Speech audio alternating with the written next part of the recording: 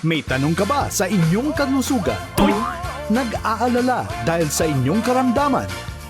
Ito na ang programang sasagot sa inyong katanungan tungkol sa kalusugan. Dito, libre ang konsulta dahil Lunas, sagot ni Doc. Simula April 25, Sabado sa All Radio TV sa Planet Cable Channel 3. Sagot ni Doc! Isang magandang umaga sa ating lahat. Welcome sa programa na tutugon sa inyong mga katanungan tungkol sa karamdaman. Ako po si Michelle Giliang. Dito libre ang konsulta. Mga problema sa kalusugan ating aagapan. Dahil ang Lunas, sagot ni Doc. Ngayong araw aalamin natin ang punot dulo bakit dumarami ang kaso ng chronic kidney disease o CKD sa bansa. Habang dumadami ang CKD cases sa bansa, mas pabata ng pabata ang mga tinatamaan ng sakit na ito. Alamin din natin ang kwento ng isang may sakit na CKD at kung paano niya nilalabanan ang sakit na ito. Let's watch this. Sa panahon ngayon, halos lahat instant na. Instant noodles, fast food, milk tea, lahat mabilis, lahat convenient. Pero naisip mo na ba kung ano yung kapalit ng ganitong lifestyle? Kasi habang nasasanay tayo sa instant, unti-unti namang napapabayaan ang isa sa pinakaimportanteng bahagi ng katawan natin, ang bato o kidney. Alam mo ba na maraming Pilipino ang may sakit sa bato pero hindi nila alam? Ganito kasi yan. Ang chronic kidney disease o CKD ay tinatawag na silent disease sa Pilipinas. Ibig sabihin, tahimik siya. Walang obvious na sintomas sa simula. Tulad na lang ni Raymond na ilang taon nang nakikipaglaban sa sakit na chronic kidney disease. Bali, before po ako ma-diagnose, mga 2 months or 3 months po, may nararamdaman na po ako mga symptoms like mabilis po ako mapagod, ang kati po ng buong katawan ko, pero binaliwala ko lang po yun. Kasi syempre, ang akala ko mawawala rin po yun, mga ilang araw mawawala rin. So ako po kasi ayaw ko talaga nagpapadoktor. So hanggang dumating po yung araw na, yun nga po yung January 5, dito po sa bahay, nahimatay po ako. Tapos nasugod po ako sa ospital. Doon na po nalaman na sobrang taas ng creatinine ko, 2,200. Kaya emergency dialysis po kagad. Kala ko yung na-emergency po ako, di ba, admitted po ako noon. Kala ko pagkalabas ko sa ospital, buling na ako. Ayun po pala, hindi ko alam, is lifetime po pala yung gamutan na to. Talagang unhealthy lifestyle po talaga ako dati, inaamin ko naman po. Malakas po ako mag-soft drinks, hina po ako magtubig, tapos nagsisigarilyo rin po ako, tapos nagiinom, mahilig rin magpuyat, tapos mga, yun nga po, processed food, mga instant food. Huwag nyo na pong hintayin dumating sa punto na masasabi nyo rin sa sarili nyo na nasa pala talaga yung pagsisisi. Yun po. Kumbaga ngayon pa lang kung alam nyo sa sarili nyo na hindi healthy yung ginagawa nyo, baguhin nyo na po. Kasi sa totoo lang talagang ang kalusugan po talaga ang pinakayamanan natin. Ayon sa isang pag-aaral, tinatayang nasa 11% ng mga Pilipino ang may CKD, katumbas ng 12.9 Filipinos. Pero sa datos ng NKTI o National Kidney Transplant Institute, higit 35% o higit isa sa bawat 3 Pilipino ang may CKD. Kaya posibleng napakarami pa ang may sakit na CKD pero hindi pa diagnosed. Mas nakakaalarma, may isang Pilipino ang nagkaka-kidney failure kada oras. Dahil dito, ang CKD ay kabilang na ngayon sa mga nangungunang sanhi ng pagkamatay sa Pilipinas. So ano ba ang pangunahing dahilan? Ang pagkain ng maalat at matatamis, processed food, kulang sa exercise, at paninigarilyo. Ang problema, karamihan sa mga pasyente, nalalaman lang ang kondisyon kapag late stage na. At kapag umabot na sa ganitong punto, kadalasan kailangan na ng dialysis o kidney transplant. At dito nagiging mabigat ang laban dahil ang dialysis hindi lang nakakapagod, sobrang mahal din at kailangan gawin ng ilang beses kada linggo. Ano ba ang sintomas na kailangan bantayan para maiwasan ng chronic kidney disease? Ang silent killer na sakit, ating tatalakayin dito sa sagot ni Doc. Kasama natin ngayon sa studio ang isang diplomate and fellow ng Philippine College of Physicians at Philippine Society of Nephrology. Fellow din siya ng International Society of Nephrology at member ng American Society of Nephrology. Training officer ng Nephrology Section ng Makati Medical Center. Nagtapos siya ng medicine mula Far Eastern University. Let's all welcome Dr. Joserina Sarmiento Veloso. Magandang umaga sa iyo, Michelle. Magandang umaga sa mga kababayan nating nanonood ngayon. Ayan nga, Doc. Maraming salamat sa presensya mo ngayong araw. Doc, nakakatakot na kasi yung bilang na nagkakaroon ng chronic kidney disease dito sa bansa. Unang tanong, Doc, in simple terms, paano niyo po papapaliwanag yung CKD? Michelle, no, pag sinabi nating chronic kidney disease, yung word na chronic pa lang, ibig sabihin matagal nang nandiyan yung derangement o yung pagkasira ng kidney ng isang tao. So, ano ba ang nagiging dahilan kung bakit nasisira ang kidney o nagkakaroon ng chronic kidney disease? Maraming ang nagiging cause. Nowadays, na-mention mo kanina yung mga kabataan, no, na nagkakaroon ng chronic kidney disease. Unang-una yung sa mga kinakain natin.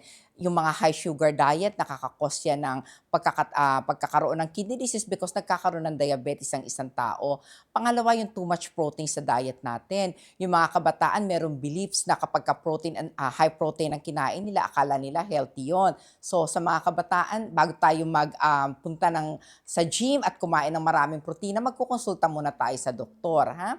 Tapos sa mga pangkaraniwan, yung sa mga nagkakaedad, ang number one cause ay yung diabetes, pangalawa ay yung merong hypertension. Okay, Doc. So parang sa lifestyle din, no, sa pinakakinakain natin, kaya nagkakakos ng CKD. Isa lang yun sa sa nagiging cause, pero pwedeng magkaroon ng cause. As I've said, no, yun nga, ang unang-una yung high protein diet at high sugar diet. Ano ba yung mga protina? Yun yung mga karne, mga isda, no? Mga ulam. Kaya sa kinakain natin, there must be a balanced diet. Hindi pwedeng puro ulam lang. Meron tayong tamang proportion ng carbohydrate, fats, and protein. Dok, para sa kaalaman ng ating viewers and listeners, paano po ba nag-work yung kidneys? Tapos pag nagka-CKD na, paano na yung function nun? Michelle, and to all our viewers, ang kidney natin, parang janitor ng katawan niya, no? Lahat ng kinakain natin na merong sustansya, ina-absorb ng katawan niyan para magkaroon tayo ng functioning ng pang araw-araw natin. Yung hindi kailangan, nilalabas natin yan sa pamamagitan ng ihi. So pag umihi tayo, yun yung mga excess water na hindi na kailangan ng katawan natin. Kasama na rin doon yung waste product na ginawa ng cells natin para maka-function. Kasama nang nilalabas yan. Ang kidney natin para yung bean shape na nandito sa likod. No, maliit lang siya. It weighs about mga 150 grams, no, at maliit lang siya na size. No? Kung titingnan mo, parang bean shape na nandito sa likod. But it's very powerful because without the kidneys, paano natin lilinisin yung katawan? So in other words, siya yung naglilinis ng excess water at saka yung mga waste na hindi na kailangan. Dok, sa karanasan niyo po, ano na po yung mga worst case ng CKD na na-experience nyo or na-handle nyo? Okay, from lahat naman ng klaseng CKD from stage 1 to stage 5 na handle na. Of course, yung pinaka-advanced stage natin yung stage 5. By the way, yung chronic kidney disease natin, as I've mentioned to Michelle, merong staging yan. Yung stage 5, yun yung kidney function natin na less than 15%, yun na yung mga nagda-dialysis na tayo, no? Tapos yung meron tayong tinatawag na stage 4, yung ang kidney function natin is nasa 15% to 29%, medyo nalalapit na tayo mag-dialysis. Yun na yung pinapayuhin na natin yung patient natin. And then yung ating kidney function naman na stage 3, nasa 30% to 59%, and the rest ay nga stage 2 and stage 1. So as much as possible, kung pwede natin iwasan na huwag tayong dumating sa stage 3, no, malaking bagay na yun. Ha? Kaya sa mga nagkukonsulta sa aming nephrologist, binibigyan natin ng emphasis yung prevention. No? Kasi madali lang naman mag-transplant, madali lang mag-dialysis, at madali din naman yung prevention. Ha? Gaano po ba ka-common na yung isang pasyente na may stage 4 na pala, malalaman niya na nasa stage 4 na siya, malapit na siya mag-dialysis? Yun nga, thank you for that question. It's very important kasi ang kidney disease, wala ka talagang mararamdaman yan. Once na may naramdaman ka, ibig sabihin medyo malala na pag nagkaroon ka na ng simptomas. Ano yung mga simptomas na yun? Yung wala ka ng ganang kumain, nanghihina at nagsusuka. So, ang kidney disease, as I've said, wala kang nararamdaman. So kung wala kang nararamdaman, hindi ka magpapa-check up. But it should not be the case. Magpapa-check up tayo unang-una kapag guilty tayo na marami tayong kinakaing bawal, na yung high protein diet, yung high sugar diet. Pangalawa, kapag meron tayong family history ng diabetes at hypertension at saka kidney disease sa family, yun yung candidate kang magpa-check up ng mas maaga. Ha? Para kung yung doctor nyo nakita na ang ating urine is merong findings, ma-address ka agad, no? Dok, nabanggit nyo na 5 stages yung CKD. Madalas, Dok, ano ba yung stage na parang walang nararamdaman yung isang pasyente? Actually, hanggang stage 1 to 4, wala ka pang mararamdaman yan. Ha? The moment na may maramdaman ka na, sa stage 5 ka na. So, yun yung sinasabi ko sa mga pasyente na kahit walang nararamdaman, magpa-check up na kasi in stage 1 to 4, you feel okay, no? And then by the time na may naramdaman ka, stage 5 na, it's already too late na yun yung mga pinapayuhan na, o sige, magda-dialysis na tayo kasi nga ito na meron na tayong simptomas, no? Dok, nabanggit nyo lifestyle, family history, yung mga eating habits natin. Ano pa ba yung causes, ibang causes ng CKD na hindi public knowledge or hindi common knowledge? Aside from nga yung lifestyle, yung mga kinakain natin, aside from the number 1 cause is diabetes and hypertension, meron tayong mga tinatawag na glomerulonephritis o yung inherently sa'yo pinanganak ka na prone ka talaga magkaroon ng kidney disease, no? Na pwedeng yung common sa Asian, yung mga IgA nephropathy, yan yung mga primary kidney disease na wala kang primary glomerulonephritis, wala kang diabetes, wala kang hypertension, but yun nga, you are born with a predisposition to develop kidney disease. Okay.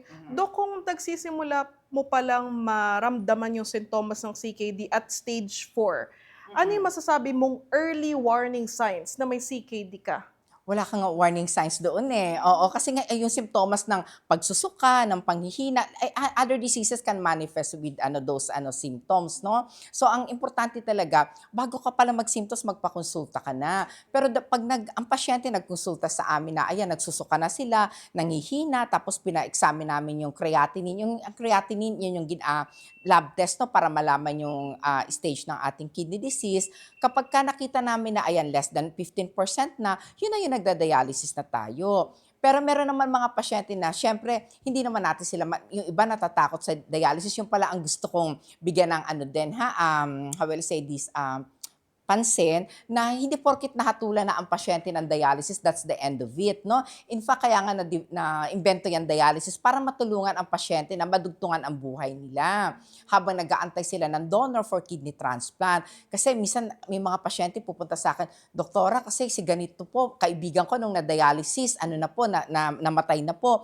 Which is hindi naman ganun. Ang dialysis nandiyan para dugtungan ang buhay, no? Habang nag-aantay ng donor for kidney transplant. Dok, sinabi mo nga sa amin, no, mahirap masabi na may CKD ka kasi wala kang sintomas na mararamdaman. So parang bilang pag-iingat sa sarili mo, dapat may screening kang ginagawa. Ano po yung test na initial test na pwede mong isailalim? Okay, simple-simple lang yan, Michelle. Yung urine test, yung urinalysis, that simple test, marami lang information makukuha ang doktor. At saka yung blood test na creatinine. Ayan, sa ating mga viewers, simula pa lang yan ng ating talakayan kasama si Dr. Joe tungkol sa chronic kidney disease. Para sa mga may tanong tungkol sa CKD, mag-message lamang sa aming Facebook page, All Radio 103.5 o mag-text sa amin sa 0998-590-3413. Mamaya aalamin natin kung sino ba ang prone sa sakit ng CKD at kung paano ang magiging gamutan. At ang sagot ni Doc sa aming pagbabalik. Sagot ni Doc. Exciting na bagong saya ang hatid ng Bingo Plus Mystery Box Go! Araw-araw kumpletuhin lang ang daily tasks sa Bingo Plus app para makakuha ng mystery boxes. Buksan ang bawat mystery box at tumanggap ng isang collectible Bing Bing logo. May 9 na iba't ibang Bing Bing logos na pwedeng kolektahin. Kapag nakumpleto mo ang lahat, may extra grand prize na naghihintay sa'yo. Mas maraming tasks na matatapos, mas maraming mystery boxes ang mabubuksan. At mas maraming ring rewards ang pwedeng mapanalunan. Kaya ano pang iniintay mo? Kumpletuhin ang daily tasks at simulan na na ang iyong Bingo Plus Mystery Box Go Adventure. Tandaan, maglaro ng responsable. Ang paglalaro ay para sa kasiyahan lamang. Bingo Plus Mystery Box Go. Mas maraming tasks, mas maraming boxes, mas maraming rewards. Gaming can be addictive. Know when to stop. Sabay-sabay nating tutukan gabi-gabi ang inyong mga paboritong programa sa ating Primetime Bida dito sa ABS-CBN sa All TV 2.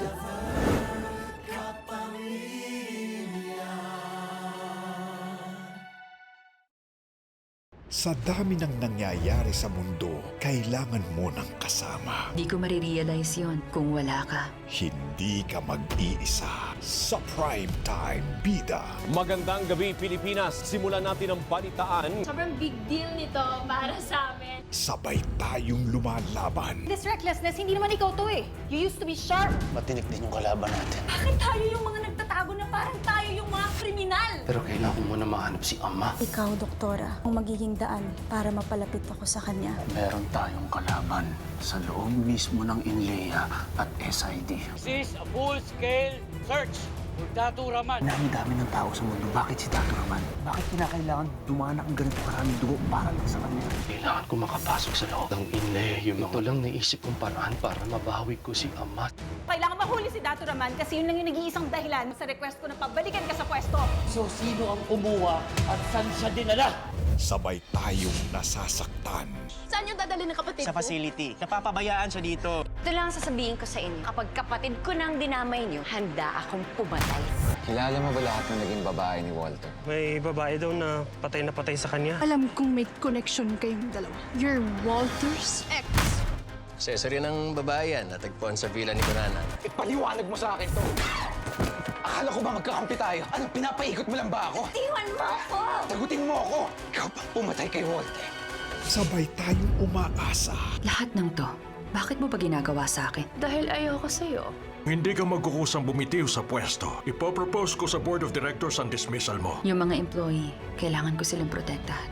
Pag bumagsak na ang Peoples, may maiiwan pa kaya sa tabi mo? Huwag kayo mag-alala, ha? Ang Peoples, poprotektahan namin. Akala ko ako lang ang gumagawa nun mag-isa. Ang dami nang nagbago, simula nung nagkakilala tayo. Jian, hindi ka mag-iisa. Sabay tayong nagmamahal. Salamat. Ako dapat ang magsabi niya. Iniligtas mo ako. Matured na ako para respetuhin ang desisyon mo. Nung sinabi mo sa akin na wala ka nang pakialam. Hindi ka ba natatakot na magkabalikan sila? Hindi yun mangyayari. Magkukwit ka na. Para saan to? Para maging traitor? Kung ayaw mong dalhin ang flag ng Shilitay, ako nang gagawa no. Tao ba sa loob? Mga bombero kami.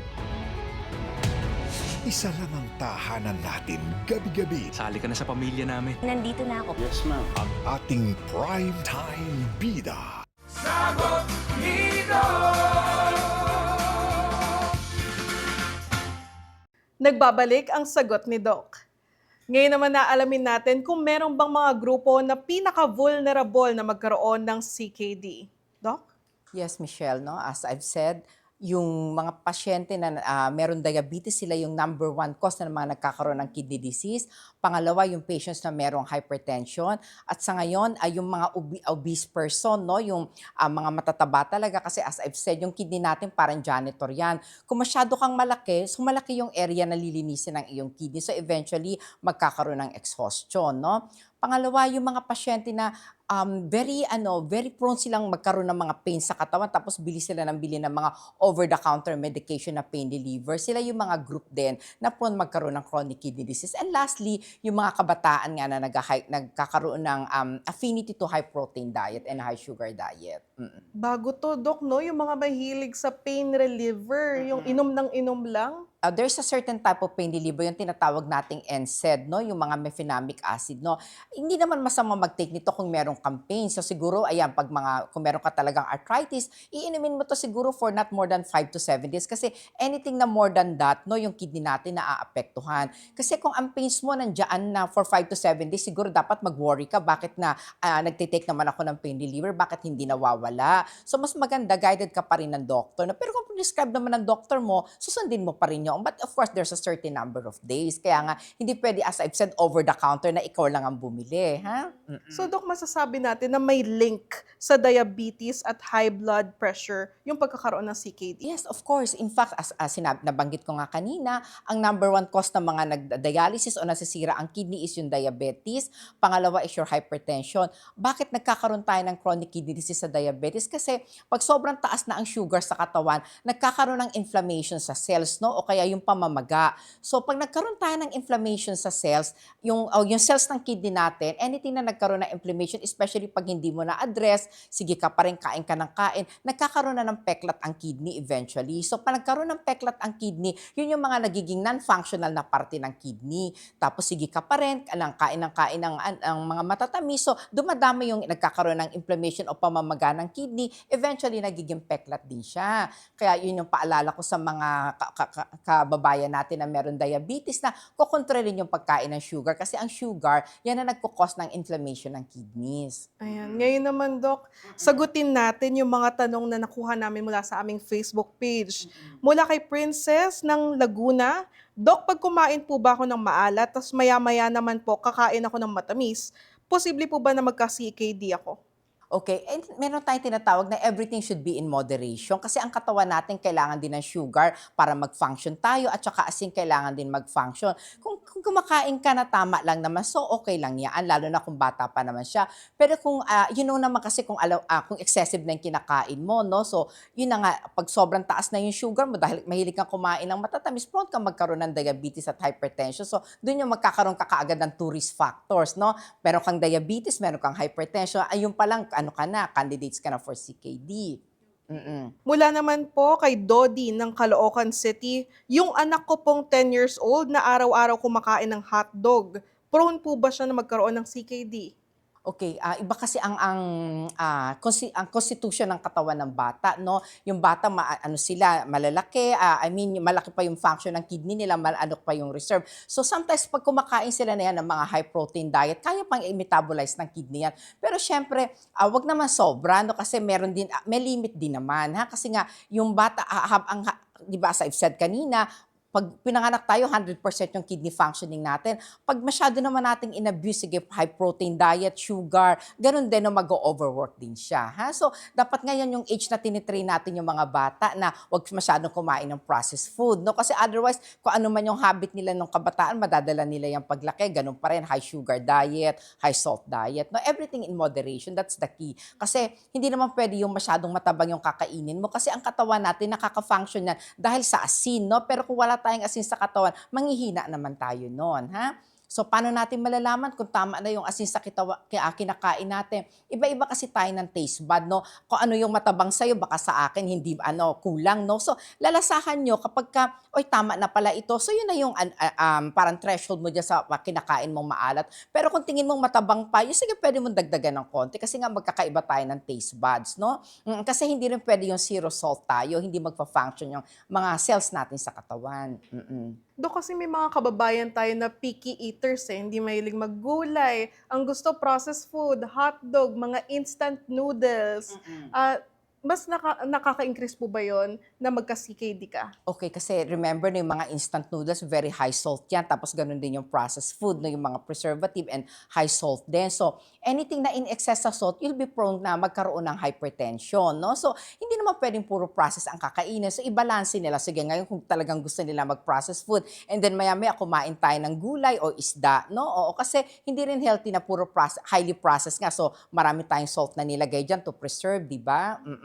Dok, kung favorite ko, yung instant noodles, gaano ba kadalas lang yung pwede na hindi ako magkakasakit?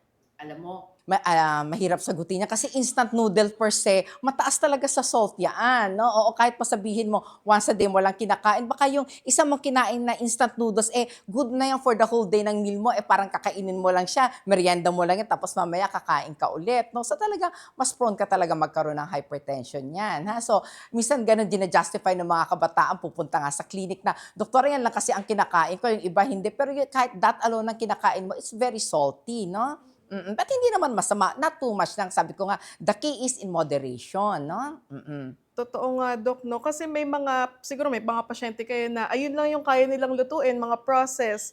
What if hindi ka nagluluto, so ang tendency mo kumain ng fast food? O, ayun din, no? Pag kumakain tayo ng fast food, hindi natin alam kung ano yung mga gaano kadaming asin yung nilagay doon. So, ganun din, you should still be guided by your taste bud, no? Pipiliin mo yung kakainin mo sa fast food. Kung meron namang isda o merong karne, pero yung sa karne, wag din masyadong madami, no? Hindi rin po pwedeng puro karne. Dapat meron din tayong, tingnan nyo yung plate nyo, meron tayong tinatawag na pinggang Pinoy, no? So, sa isang pinggan, dapat meron tayong rice, merong gulay at saka may ulam doon, pwedeng isda o karne, ha? Pero sa pinggang Pinoy na yan, dapat mas marami yung carbohydrates natin, ha? Kasi yun yung pinagkukunan natin ng energy.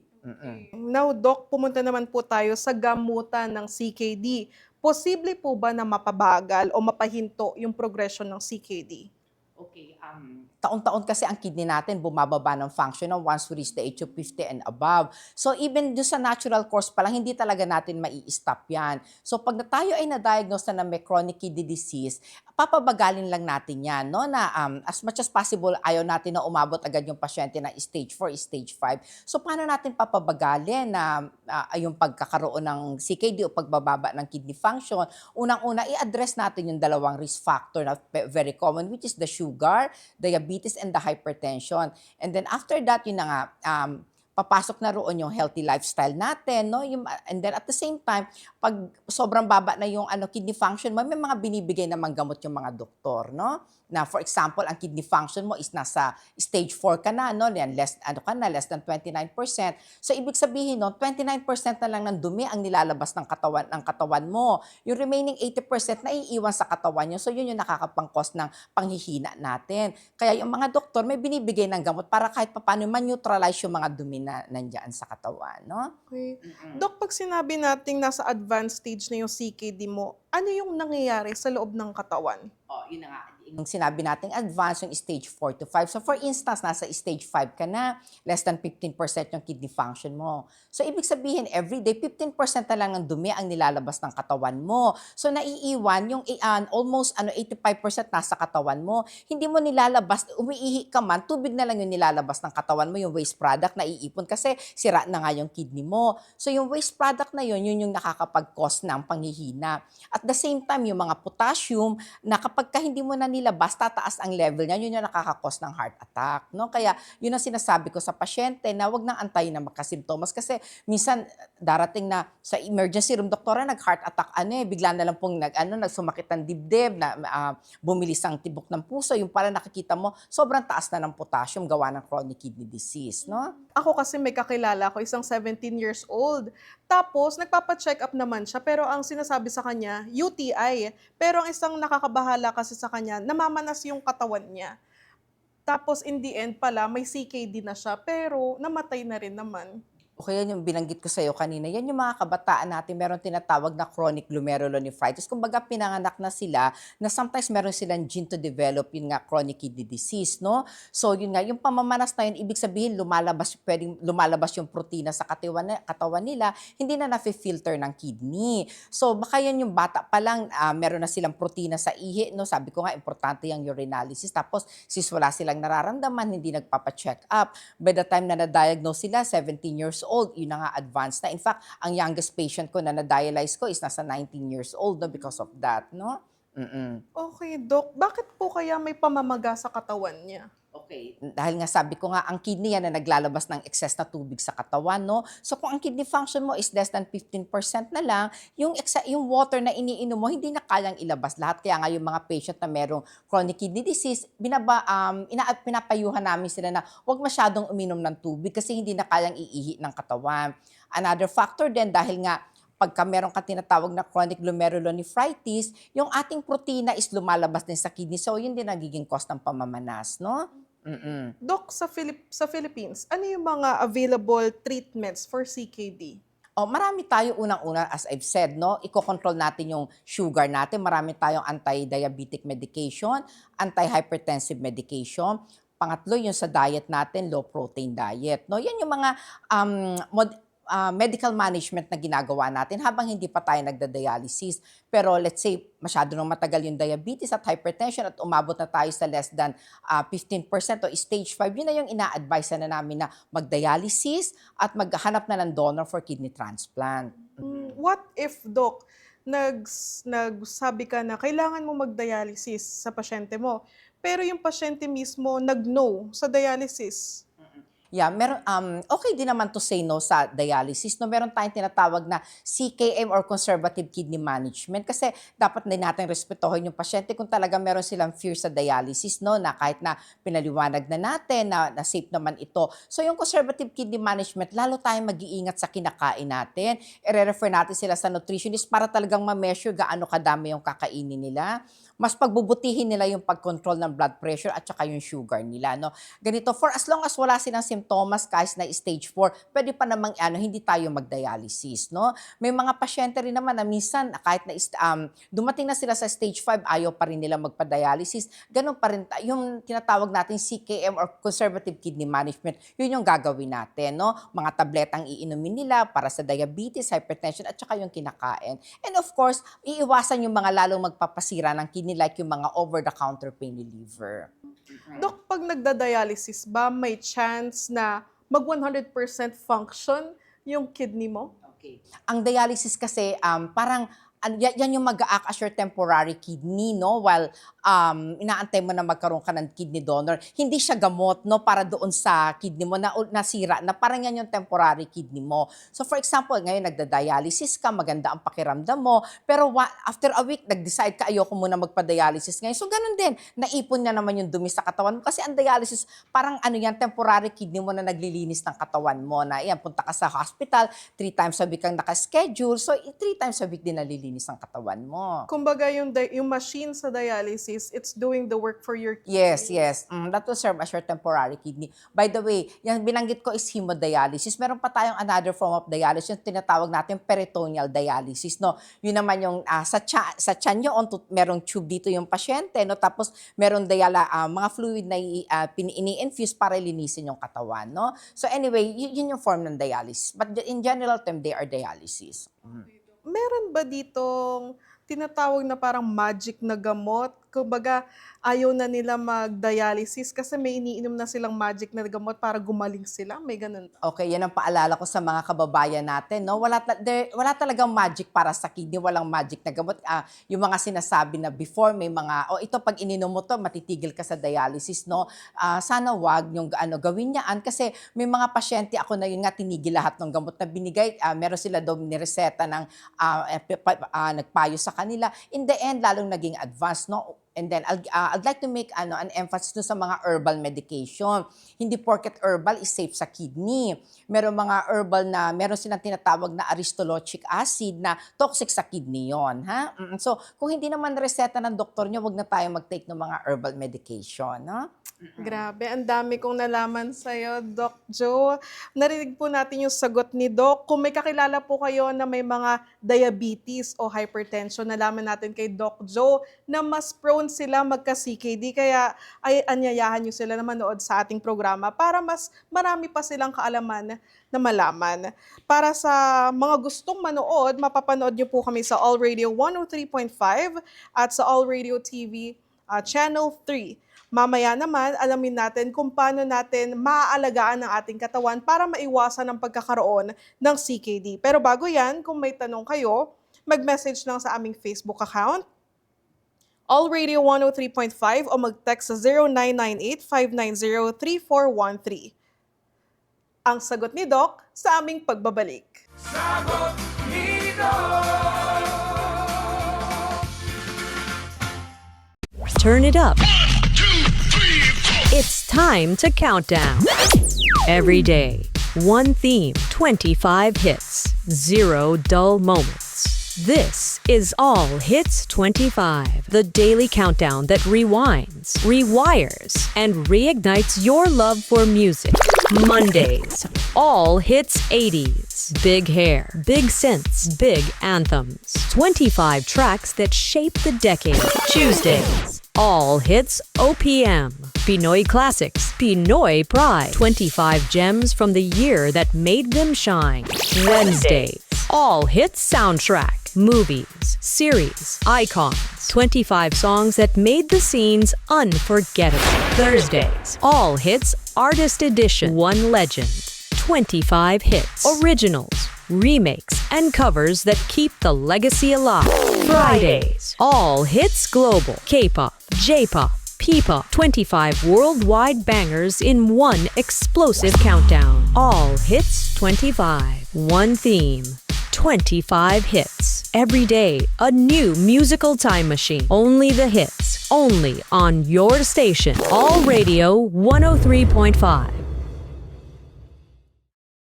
Narito na ang inyong bagong kaagapay sa lahat ng isyu niyong legal. Alam ko po na ako yung pinopost niya. Alamin ang inyong karapatan. Yung violation of the Data Privacy Act. Sa lahat ng sigalot, batas ang iiral. Kasama si Attorney Chris Sorongon. Kami po ang inyong gabay para sa katarungan. Ito po ang Dapat Legal. Tuwing Sabado, 10 a.m. dito sa All Radio TV. Mga kwento ng pag-ibig. Sino nga ba ako para manligaw sa'yo? Huwag mo namang minusin ang sarili mo. Hamon ng buhay. Nawalan ako ng preno! Nabangga ako sa truck! Inihahandog ng All Radio TV at Digi8 Studios. Mga pagtatagumpay na isasadula ng mga premyadong voice talents ng bansa. Dula ng buhay. Tuwing Sabado at Linggo, 11 a.m. sa All Radio TV sa Planet Cable Channel 3.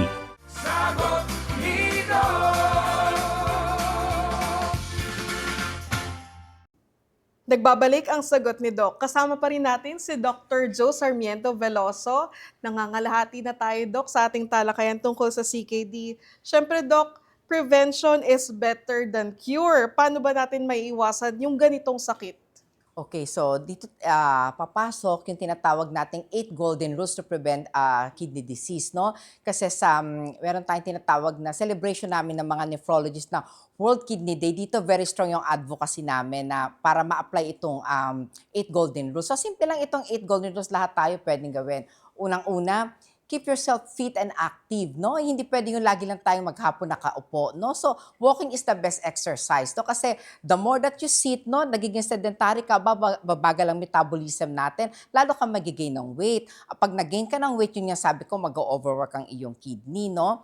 And then, pangalawa, kailangan natin kontrolin yung ating mga kinakain, no? Huwag masyadong salty yung kinakain natin. Pangatlo, huwag din masyadong matatamis yung kinakain natin. Pang-apat, kokontrolin din natin yung ating mga blood pressure din, no? Kailangan pag na-diagnose ka na may blood pressure na mataas, uminom ka na ng gamot mo.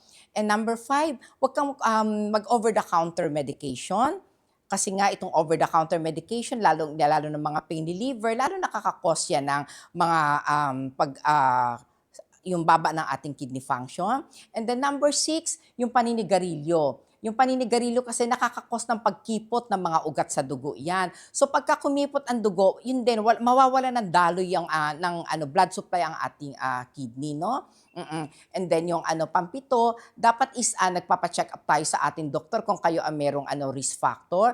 At yung pangwalo natin, dapat kung ikaw is na-diagnose ng yung family mo merong risk na may hypertension at may high blood, yun na yun dapat meron na tayong check-up ng ating mga creatinine at urinalysis. So gaano tayo kadalas magpapa-check up ng urinalysis? Kung wala naman talaga tayong risk factor, pwede na yung once a year tayo magpa-check up, no?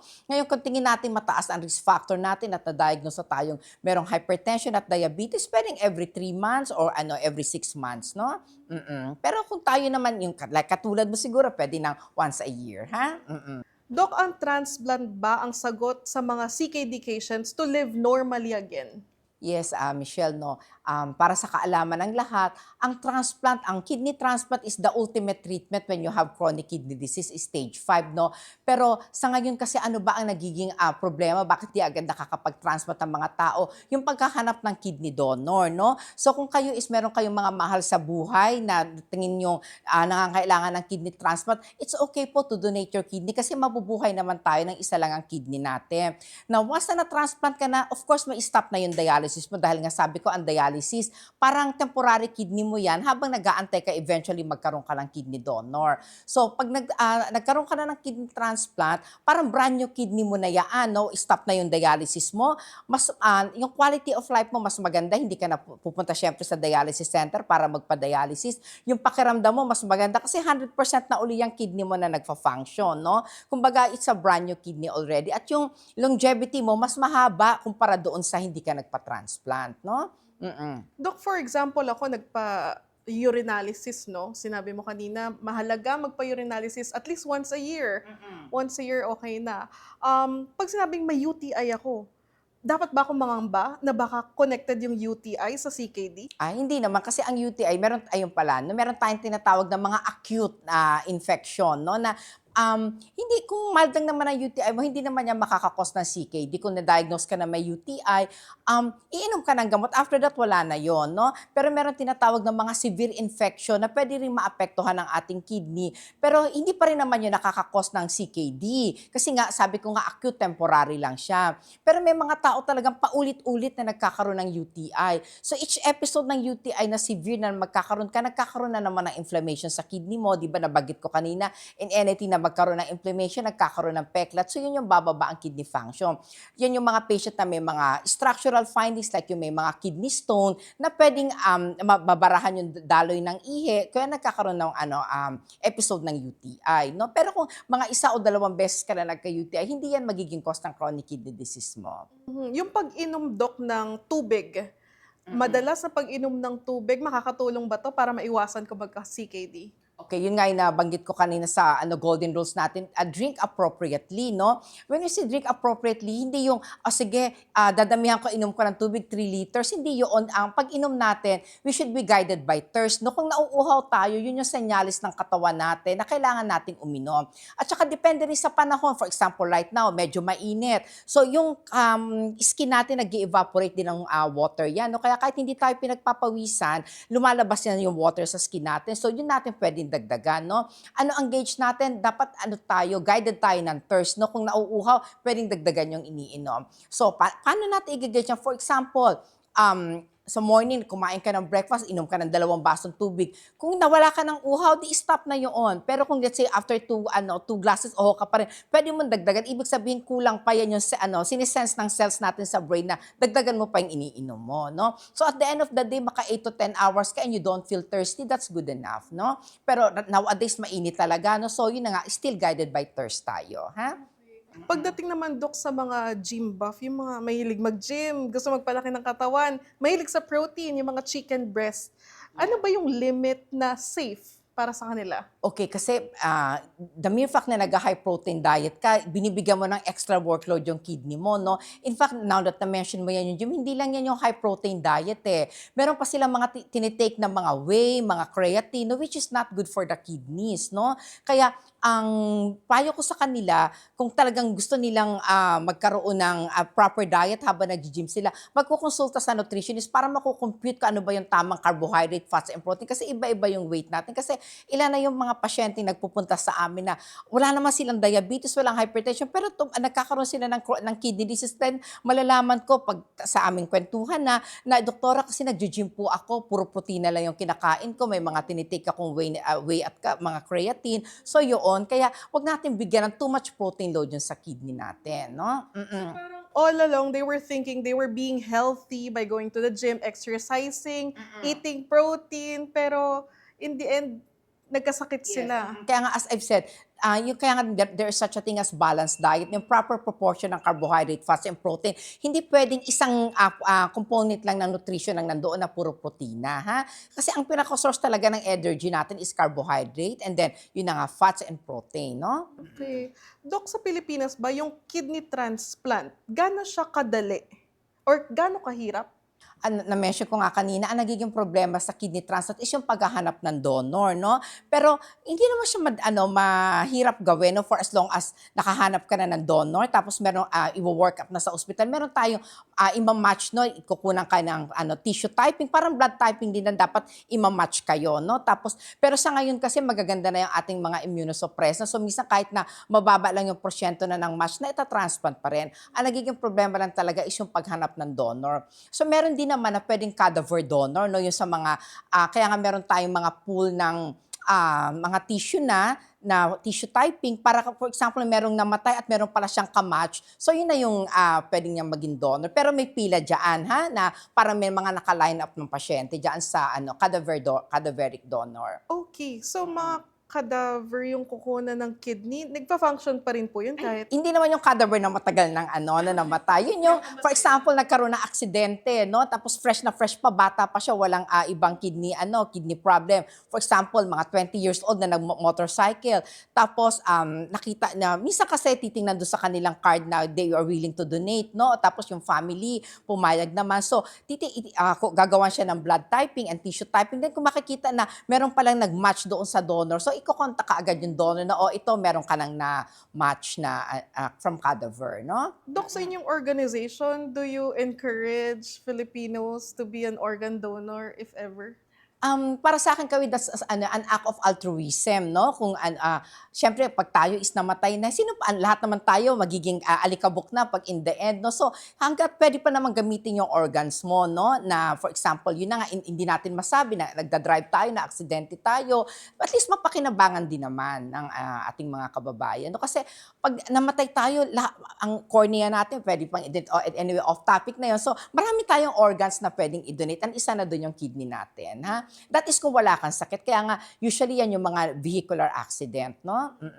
So, Doc, dun sa mga, kasi pagkukuha kami ng lisensya na, driver's license, tinatanong kami, do you wanna be an organ donor? So, yung organization niyo po ba, do you encourage people to be an organ donor? Well, preferably, syempre, para yun nga yung sa scarcity ng donor natin. Pero of course, we respect pa rin naman yung tao kung talagang ayaw niya mag-donate. And in the end, for example, namatay na yung tao, no? Tapos meron silang donor card. Tapos yung family, ayaw pala nila na wag nating, minsan yun nga yung dilemma namin, no? Na meron donor card, no? Tapos yung nanay is ayaw. Of course, ang in the end, syempre, ang mas nanay, mas alam niya talaga yung anak niya. O ano ba talaga ang gusto ng anak niya bago siya mamatay. Kasi kahit na nag-sign ka ng donor doon, tapos tingin mo na yung nagbago ang isip mo, pwede mo namang bawiin yun. Sasabihin mo sa mahal mo sa buhay, o pag may nangyari ako, ayokong i-donate yung kidney ko. Kahit na nag-sign ka, anytime pwede mong bawiin yun.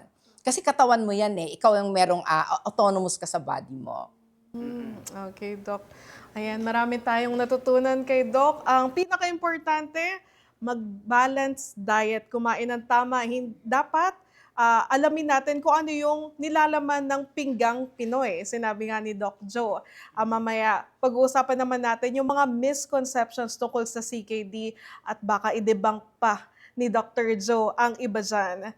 Sa aming pagbabalik, sa Sagot ni Doc. Sagot ni Doc! Ang All Radio 103.5 nasa TV na. Mapapanood ang All Radio TV sa Planet Cable Channel 3. Narito na ang inyong bagong kaagapay sa lahat ng isyu niyong legal. Alam ko po na ako yung pinopost niya. Alamin ang inyong karapatan. Yung violation of the Data Privacy Act. Sa lahat ng sigalot, batas ang iiral. Kasama si Attorney Chris Sorongon. Kami po ang inyong gabay para sa katarungan. Ito po ang Dapat Legal. Tuwing Sabado, 10 a.m. dito sa All Radio TV. Sa dami ng nangyayari sa mundo, kailangan mo ng kasama. Di ko marirealize yon kung wala ka. Hindi ka mag-iisa sa Primetime Bida. Magandang gabi, Pilipinas. Simulan natin ang balitaan. Sobrang big deal nito para sa amin. Sabay tayong lumalaban. This recklessness, hindi naman ikaw to eh. You used to be sharp. Matinik din yung kalaban natin. Bakit tayo yung mga nagtatago na parang tayo yung mga kriminal? kriminal! Pero kailangan ko muna mahanap si Ama. Ikaw, doktora, ang magiging daan para mapalapit ako sa kanya. Meron tayong kalaban sa loob mismo ng INLEA at SID. This is a full-scale search for Datu Rahman. Dami-dami ng tao sa mundo. Bakit si Datu Rahman? Bakit kinakailangan dumana ang ganito karaming dugo para lang sa kanya? Kailangan ko makapasok sa loob ng INLEA. Ito lang naisip kong paraan para mabawi ko si Ama. Kailangan mahuli si Datu Rahman kasi yun lang yung nag-iisang dahilan sa request ko na pabalikan ka sa pwesto. So sino ang kumuha at saan siya dinala? Sabay tayong nasasaktan. Saan yung dadali ng kapatid Sa facility. Napapabayaan siya dito. Ito lang ang sasabihin ko sa inyo. Kapag kapatid ko nang dinamay niyo, handa akong pumatay. Kilala mo ba lahat ng naging babae ni Walter? May babae daw na patay sa kanya. Alam kong may connection kayong dalawa. You're Walter's ex. Accessory ng babae yan, natagpuan sa villa ni Kunana. Ipaliwanag mo sa akin to. Akala ko ba magkakampi tayo? Ano, pinapaikot mo lang ba ako? Iwan mo ako! Sagutin mo ako! Ikaw bang pumatay kay Walter? Sabay tayong umaasa. Lahat ng to, bakit mo ba ginagawa sa akin? Dahil ayoko sa'yo. Hindi ka magkukusang bumitiw sa pwesto. Ipopropose ko sa Board of Directors ang dismissal mo. Yung mga employee, kailangan ko silang protektahan. Pag bumagsak na ang Peoples, may maiiwan pa kaya sa tabi mo? Huwag kayong mag-alala ha. Ang peoples, poprotektahan namin. Akala ko ako lang ang gumagawa nun mag-isa. Ang dami nang nagbago. Simula nung nagkakilala tayo. Jigan, hindi ka mag-iisa. Sabay tayong nagmamahal. Salamat. Ako dapat ang magsabi niyan. Iniligtas mo ako. Matured na ako para respatuhin ang desisyon mo. Nung sinabi mo sa akin na wala ka nang pakialam. Hindi ka ba natatakot na magkabalikan sila? Hindi yun mangyayari. Magkukwit ka na. Para saan to? Para maging traitor? Kung ayaw mong dalhin ang flag ng Shilitay, ako nang gagawa no. Tao ba sa loob? Mga bombero kami. Isa lang ang tahanan natin gabi-gabi. Sali ka na sa pamilya namin. Nandito na ako. Yes, ma'am. Ang ating primetime bida. Sagot dito! Welcome back sa Sagot ni Doc. Kasama pa rin natin si Dr. Joe Sarmiento Veloso. Doc, sa huling parte na tayo ng ating episode. Para sa bahagi na to, tatanungin ko po kayo, ano po ba yung mga maling akala natin pagdating sa CKD? Totoo ba na yung CKD ay mas prone yung mga mahilig sa soft drinks? Okay, ang soft drinks kasi indirectly pwede kang magkaroon ng chronic kidney disease kasi ang soft drinks mataas ang sugar niyan. So kung mataas ang sugar, mas lalo tayo magkakaroon ng diabetes at mag-aggravate yung ating sugar level. So yun ang magiging indirect effect ng soft drinks natin, no? Tataas ang sugar, lalo mako-compromise yung diabetes status natin. Okay. Doc, another question, isa tong myth. May nagsasabi kasi na once nag-dialysis ka na, habang buhay ka na doon. Is it true? Okay, yan tama naman yan, na kapag ka nag-dialysis ka na habang buhay na kasi nga yung kidney mo isira na siya, no? Ang dialysis yan yung nag-a-assure temporary kidney habang nag-aantay ka ng donor mo. Pero gusto kong itanggalin yung myth na yan, na lalo pa sa mga kababayan natin na hindi porket nakahatulan po kayo nag-dialysis, ibig sabihin is katapusan nyo na po yan. Kaya po kayo hinahatulan mag-dialysis para madugtungan ang buhay nyo, na malinis ang katawan nyo habang naghahanap pa po kayo ng donor nyo. Pero kung sakaling wala kayong makuhang donor, talaga pong okay lang po na mag-dialysis kayo, yan po ang magdudugtong ng buhay nyo. And because of that, sa ngayon po kasi wala nang dahilan ang mga Pilipino para hindi na sila magpa-dialysis kasi sagot na po ng gobyerno ang dialysis, no? Basta meron kayong field. Kasi nung una naintindihan ko naman yung mga kababayan natin na mahal magpa-dialysis, pero dahil sa ngayon, sinasagot na ng gobyerno yung dialysis nyo po, no? Even yung mga laboratory, sagot na rin ng gobyerno yan. Basta meron po kayong PhilHealth. Okay. Isa pa pong pananaw, Doc, reversible pa pag nagkaroon ka ng CKD. Okay, when we say chronic kidney disease, ang isang organ sa katawan natin, pag nagkaroon na ng peklat, permanent ito. Hindi na natin ito maibabalik sa dati. So yung CKD, kung whatever stage man kayo, let's say stage 3 or stage 4, hindi na natin, for example, nasa stage 5 ka na, hindi na natin pwedeng ibalik yan sa stage 4 or stage 3. Papabagaling lang natin. So for example, nasa stage 3 ka, we will just try to slow it down na huwag kang umabot ka agad ng stage 4 at stage 5. Pero hindi na natin maibabalik sa normal yan. Kasi nga, anything na nagpeklat sa kidney, pero ano na ito, wala na siyang function, no? Okay, Doc. What if, Doc, na-detect mo na yung CKD, stage 1, stage 2 ka pa lang? Pwede bang maalis completely yung sakit na yun?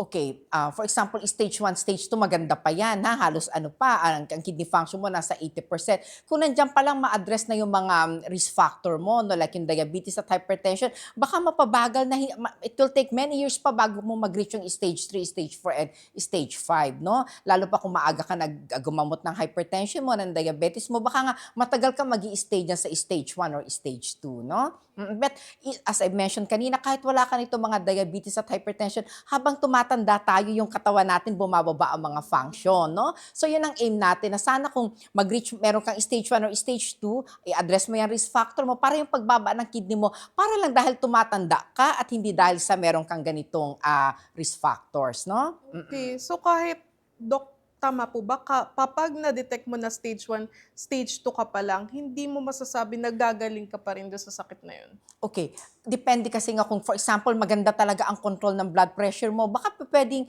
hanggang stage 1 ka doon, mas matagal ka doon sa stage 1, no? At ganun din, kung maganda ang control mo ng diabetes, nandiyan ka pa rin.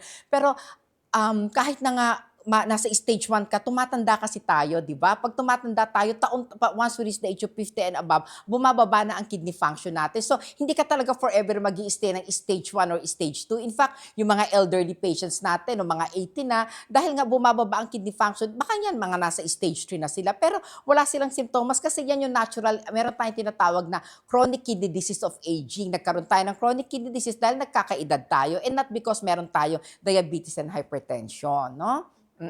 Dok, sa panghuling tanong lang natin, bago matapos ang episode na ito, ano po yung ma-advise nyo sa ating mga kababayan ngayong mas dumarami at mas bumabata yung CKD cases? Okay, so sa mga kabataan natin ngayon, dahil nga madali lang umorder ng mga online, ba yun, yung food delivery, no, pipiliin din natin yung mga kinakain. So lalo na sa mga kabataan, madali nyo i-practice itong 8 golden rules na yung keep fit and active, basta susundin nyo yung mga binanggit kong 8 golden rules, no? Tsaka syempre yun sa mga kinakain natin.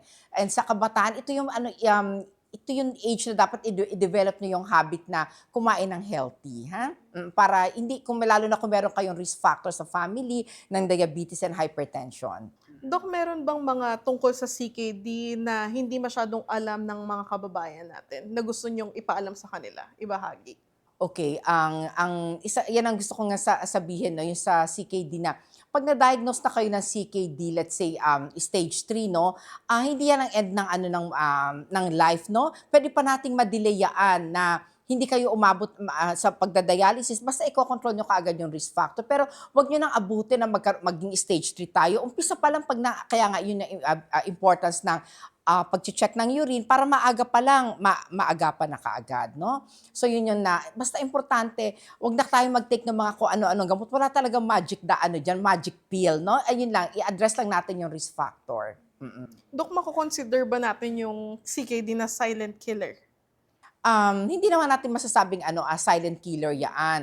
Kapag ka nagpapa-check up ka, pero when we say yung silent killer na dahil nga wala kang nararamdaman, pag nagpa-check up ka, nakita na stage 5 ka na, hindi ka naman agad mamamatay ka agad na silent killer. Of course, kaya nga meron dialysis, no, na magdudugtong ng buhay mo. Kung sakaling pinabayaan mo yung sarili mo na in the end na-diagnose ka na, meron ka na palang stage 5 na kidney disease, kaya nga na-invento yung dialysis, no, na para at least dugtungan ang buhay ng tao. So I will not say na silent killer kasi nga nowadays marami ng paraan para hindi agad tayo mamatay o yung mga pasyente natin na hindi agad mawala sa atin dahil nga meron na tayong dialysis, meron ng transplant, at saka mga advanced na yung mga gamot natin sa high blood ngayon na talagang nadedelay. Hindi mo ba napapansin, marami na tayong elderly na 80 plus, 90 plus, ang lalakas nila kasi nga maganda na yung mga development ng gamot natin ngayon.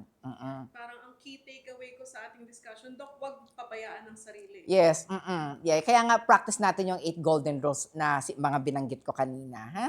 Doc Joe, maraming salamat sa mga ibinahagi mo sa amin. Napakadami naming natutunan sa inyo.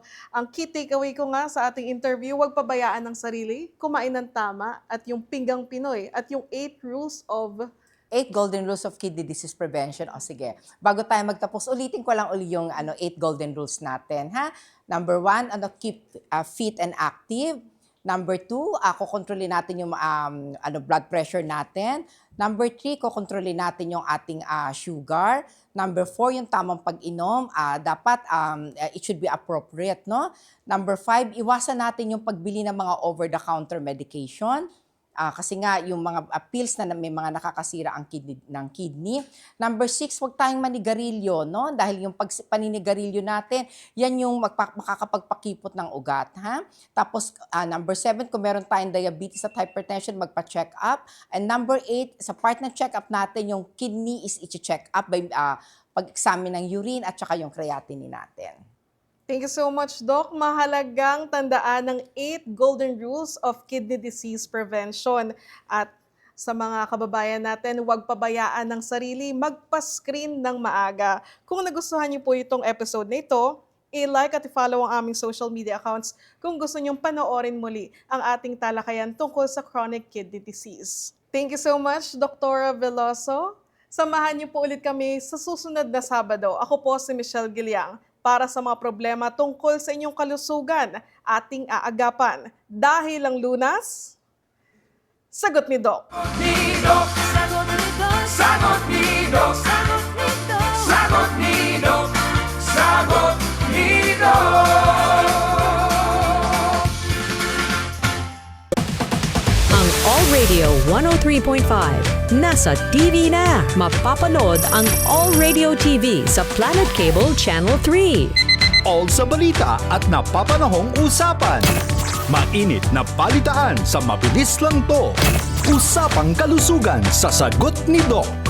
Batas ang iiral sa Dapat Legal. Travel and learn sa Living Asia. And late night sports action sa Hoops Mayhem. All sa drama at kwentuhan. Madamdaming radio drama sa dula ng buhay. Misteryo at kababalaghan sa ulirat sa pagkaimbing. Mainit na kwentuhan sa The Pillow Talk. And live music at its best with the Retrospect Show with Jay Martin. With all your favorite All Radio programs now made for TV. All Radio TV sa Planet Cable Channel 3.